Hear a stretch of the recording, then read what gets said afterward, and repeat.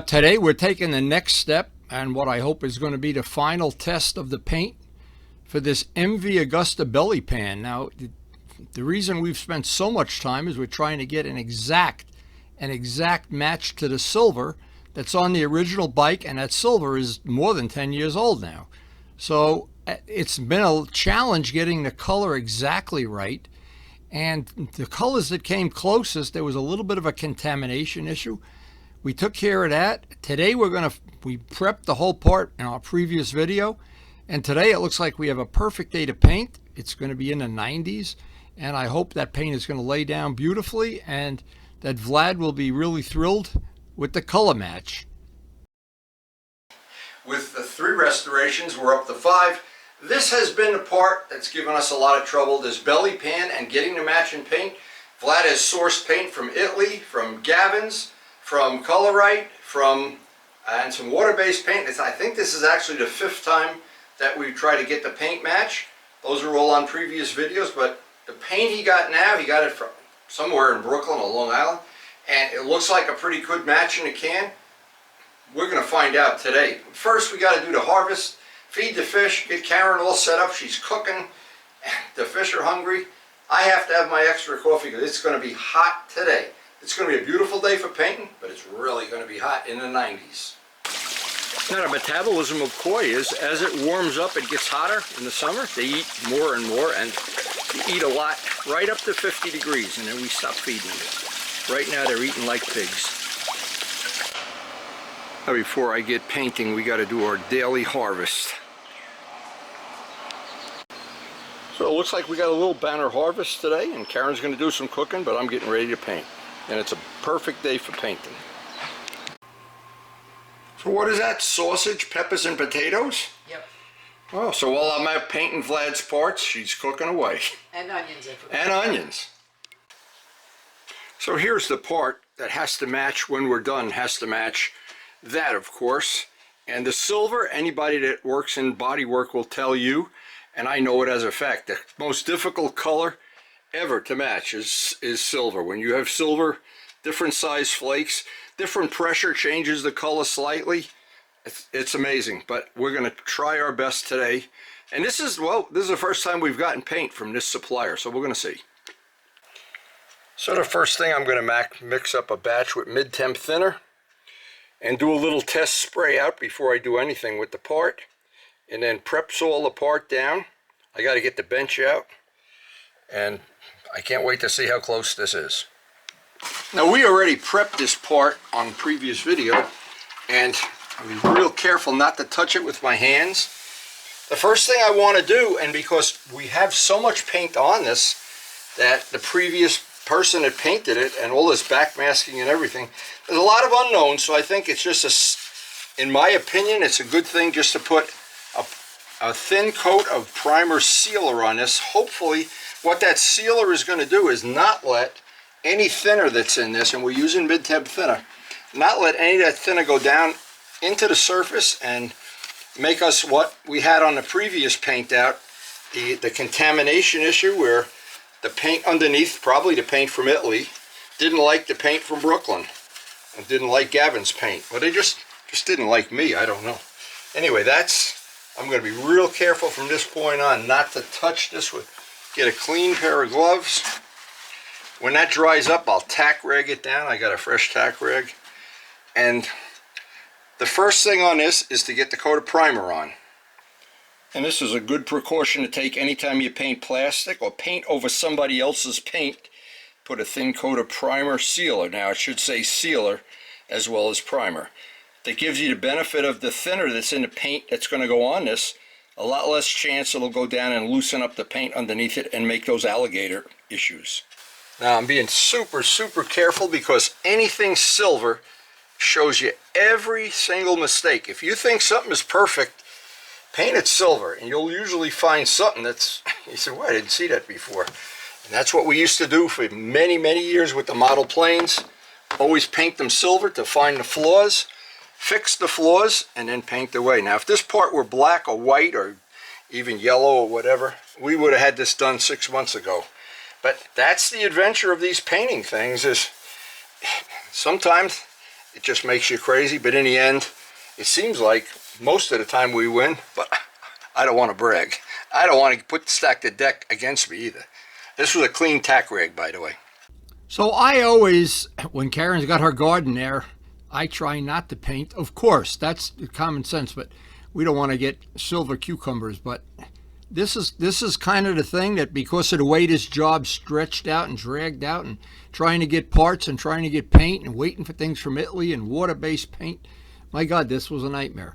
Anyway, a couple tips that might be worth noting. Primer sealer, I want to put the lightest coat possible on there. I do not want to put it. What I'm trying not to do is build up a lot of paint around those tape edges. Those tape edges define how this job is being done. Now, if we did not have that lettering and we had just stickers to put on at the other end of the job, I would not have to do a lot of these steps. But this, to work around the fact that when I go to take that tape off, I don't want to have that we have any rougher of an edge. It's already going to be rough because it's done with masking tape, not the right kind of material. I wanted to make sure, and this is a relatively new gun, the only thing I've ever painted with it was silver. I wanted to make sure I have every single drop of silver out of it.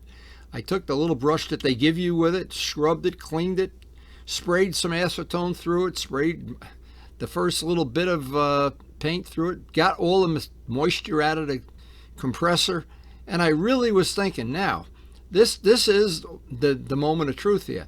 To get this color to match, if I were to use a different system, let's just say I decide I'm going to paint this with 70 pounds of pressure, the color might or might not, the flakes lay down just a little bit different. Even though this paint has very small flakes, you think that wouldn't be an issue, but it is an issue. It's always an issue.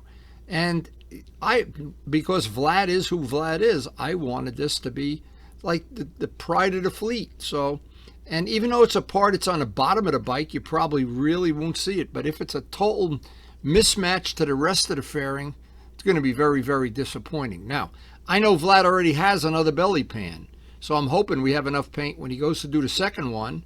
We won't have to go through a lot of the steps we went through on this one.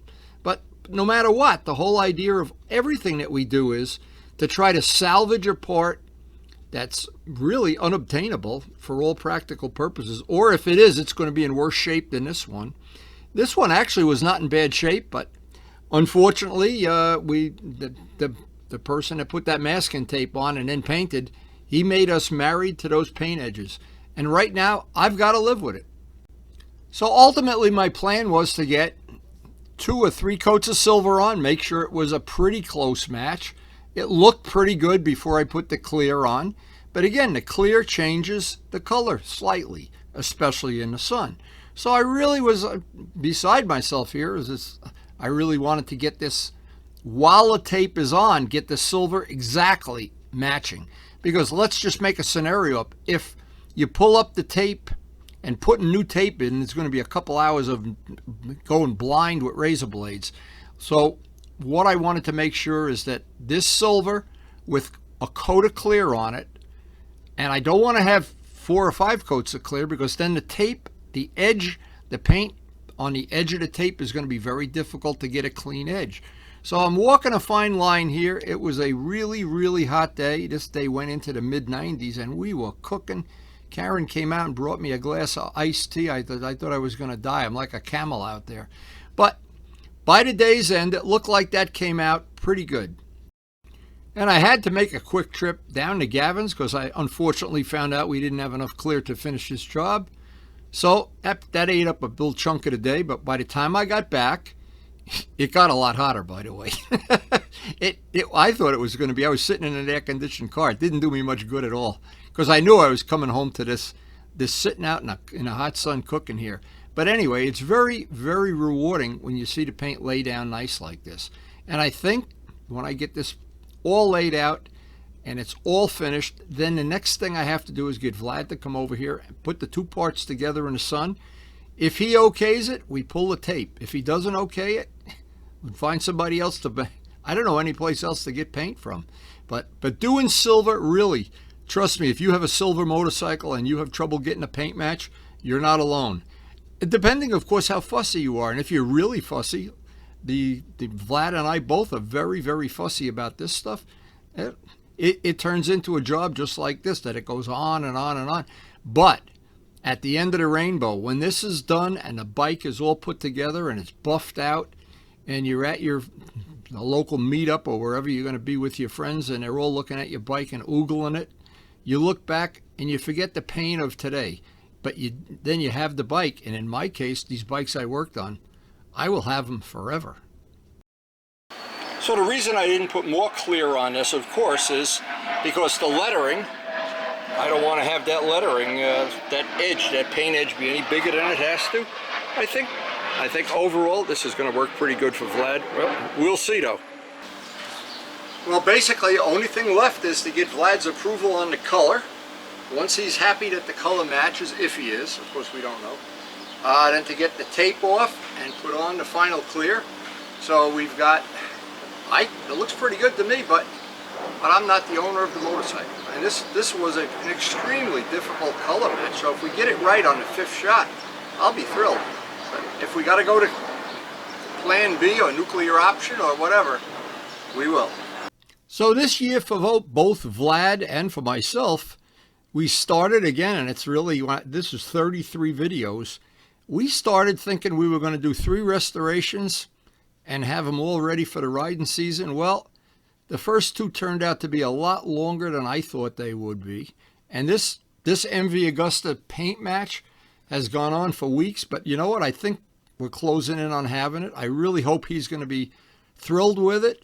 And then from that point on, I can take over and do the clear and the buffing and all of the stuff that's just routine for me. But the paint matching, boy, if I only could tell you how difficult some of these things are, and silver is the worst by far. Now, my little humble bike collection, that color for the GS is difficult to match too. And one of the reasons I like to have these old historic bikes, I don't know what there is. There's a magic to them. Everybody, not everybody has the need to have a bike collection like this. Some people just want all modern bikes that you just push the button and they go. There's some challenge to having some kickstart bikes, and a couple of new bikes, of course. And it's all about, the whole thing is the passion for motorcycling.